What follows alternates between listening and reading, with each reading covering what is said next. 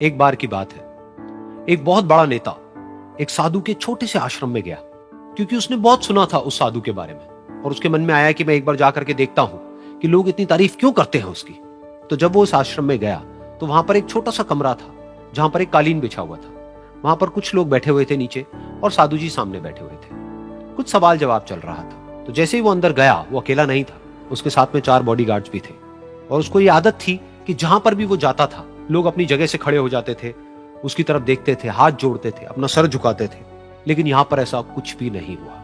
साधु ने उसकी तरफ देखा तक नहीं, क्योंकि वो साधु किसी के सवाल का जवाब दे रहे थे। लेकिन नेता को इस बात पे गुस्सा आ गया।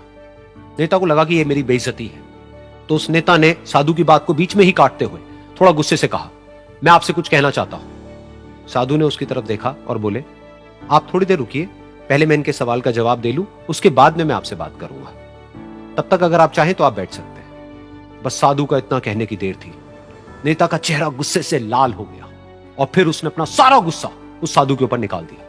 अभी तक वो नेता बहुत ही तमीज से बात कर रहा था, यानी कि आप कह करके बात कर रहा था। अब वो तू तड़ाक पे उतर आया। नेता ने उस साधु को कहा, तुझे पता भी है मैं कौन हूं और तू किससे बात कर रहा है? साधु ने उसकी तरफ देखा और कहा, मुझे इससे कोई फर्क नहीं पड़ता कि आप कौन हैं, लेकिन आप जो कोई भी है, अगर आप चाहते हैं कि मैं आपके सवाल का जवाब दूं या आपसे बात करूं तो आपको कुछ देर रुकना होगा। और साधु के ये कहते ही नेता गुस्से से पागल हो गया और वहीं सबके सामने चीखने चिल्लाने लग गया, अब मैं तुझे तेरी असली औकात दिखाऊंगा। तूने मुझसे पंगा लेकर के ठीक नहीं किया है। तुझे पता भी है मैं तेरे बारे में क्या सोचता हूं। साधु ने फिर से उसकी तरफ देखा और बड़े ही प्रेम से कहा कि मुझे इससे कोई फर्क नहीं पड़ता है कि आप मेरे बारे में क्या सोचते हैं। आप जो चाहे वो मेरे बारे में सोच सकते हैं। फिर उस नेता ने बोला कि तू चाहे सुनना चाहता है या नहीं, लेकिन मैं तुझे बताऊंगा यही सबके सामने कि मैं तेरे बारे में क्या सोचता हूं। तू एक बहुत ही घटिया इंसान है। तू कोई साधु नहीं है, तू एक ढोंगी है, पाखंडी है और यहां पर जितने भी लोग बैठे हैं उन सबको बेवकूफ बना रहा है। तेरा बस एक ही मकसद है कि इन लोगों की जेब में जितना भी पैसा है वो सब तेरे पास में आ जाए। तू अपने फायदे के लिए इन लोगों का इस्तेमाल कर रहा है और अब मैं तुझे नहीं छोड़ने वाला। तेरा पर्दाफाश करके रहूंगा पूरी दुनिया के सामने। लेकिन उसके इतना बोलने के बाद भी उस साधु के चेहरे पर हल्की सी मुस्कान बनी ही रही।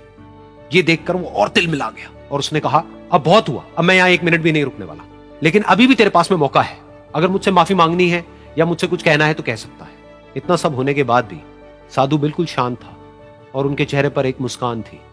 उन्होंने अपनी आंखें बंद कर ली। फिर साधु ने अपनी आंखें खोली, हाथ जोड़े और कहा कि मुझे आपसे कोई गिला शिकवा नहीं है।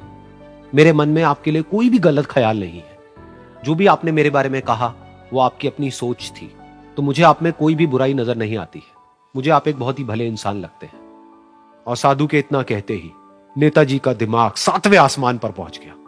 उनके चेहरे पर एक अजीब सी खुशी थी, क्योंकि उस साधु ने वो ही कहा जो बाकी सब लोग उस नेता को कहते हैं। और वो खुशी खुशी उस आश्रम से अपने घर की तरफ चला गया और जा करके अपने पिताजी के साथ में बैठ गया। उसके पिताजी की आंखें बंद थी और वो ध्यान में थे। पूरी जिंदगी उन्होंने सिर्फ लोगों की सेवा करी और बदले में कुछ भी एक्सपेक्ट नहीं किया। तो थोड़ी देर बाद जब उन्होंने अपनी आंखें खोली और देखा अपने बेटे को अपने साथ बैठे हुए, तो उनके बेटे के चेहरे पर आज एक अजीब सी खुशी थी जो आज से पहले उन्होंने कभी नहीं देखी थी। फिर उसने एक एक करके सब कुछ बताया कि आज क्या हुआ, किस तरह से वो आश्रम गया, वहां पर क्या हुआ, उसने क्या कहा, उन्होंने क्या कहा।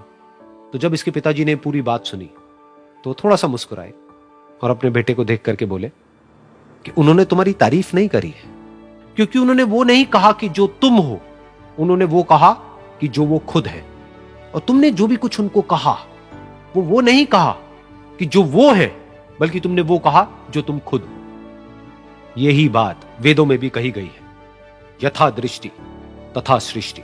ये दुनिया तुम्हें वैसी नहीं दिखती है जैसी कि ये दुनिया है। ये दुनिया तुम्हें वैसी दिखती है जैसे तुम खुद हो। जिसकी नजर जैसी है उसके लिए ये दुनिया वैसी ही है। तो अगर तुम अपनी दुनिया को बदलना चाहते हो तो उसका सिर्फ एक तरीका है, अपनी नजर को बदलो।